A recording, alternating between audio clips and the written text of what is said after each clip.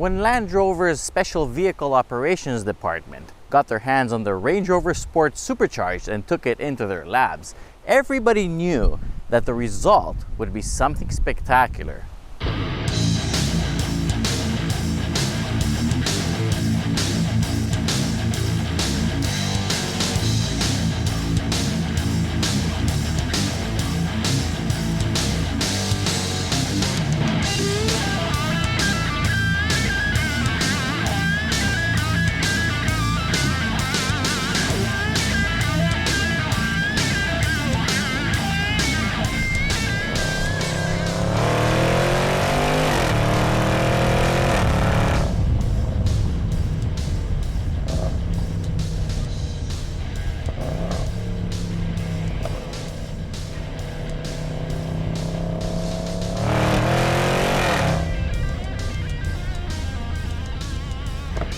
The thing that rolled out of the production line was a Range Rover Sport Supercharged, injected with more in every single area that they could. Visually, the bumpers are fully revised and much more aggressive. The grille is now black, and so are the side fender vents. And the alloys are now 21-inch, fitted with all-season tires. In terms of toys bolted onto the glorious chassis, expect to find a list that is nothing short of impressive. You'll immediately notice the fixed bolster sport bucket seats with the SVR logo imprinted on them. Once again, the materials used are mostly real leather, nice soft plastics, and aluminum trim bits that have been put together extremely well. Ergonomically, the touchscreen is just a bit too far and requires the full reach of the arm to get to it, but other than that, it's one of the nicest interiors out there. Roominess is fantastic for 5 adults, and the trunk will fit anything you please with no issues. At 489 liters under the luggage cover, it's large enough and very well shaped. There is a hidden compartment under the floor that you can also use. Since there's no spare tire, you get a repair kit. And on the sides, there are very useful hooks that your grocery bags can hold onto. The SVR comes with quite a bit more power, so it's essential that passengers and luggage sit tightly in place. The 5-liter V8 supercharged engine has been tweaked to now output 550 horsepower and 502 pound-feet of torque, and it's made it an 8-speed ZF automatic gearbox that has also been tweaked to shift up to 50% faster.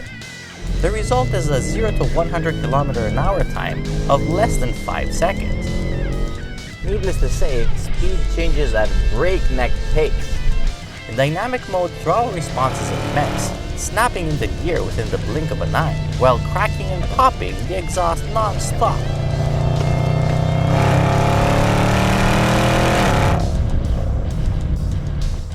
Despite its 2.3 tons, the SVR is blazing fast. Take it out of dynamic mode and you will experience a nice supple ride that calms down and becomes civilized, almost blending into traffic a bit too well. If you keep an eye out for the eco guide there, you can actually consume as little as 13.4 liters per 100 kilometers on average. Not bad for a beast like this.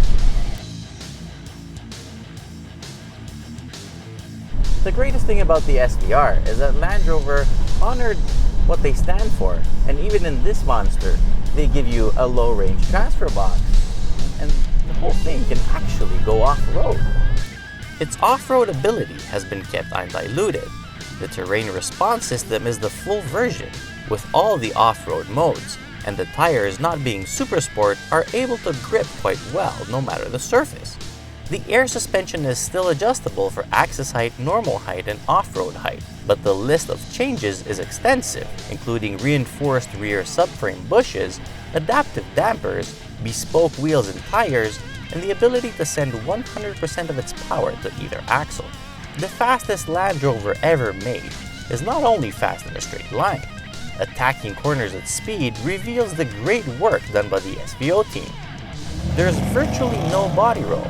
The heavy body follows steering inputs very well and with eagerness and precision, and if it wasn't for the high driving position, you'd never guess that you're driving an SUV.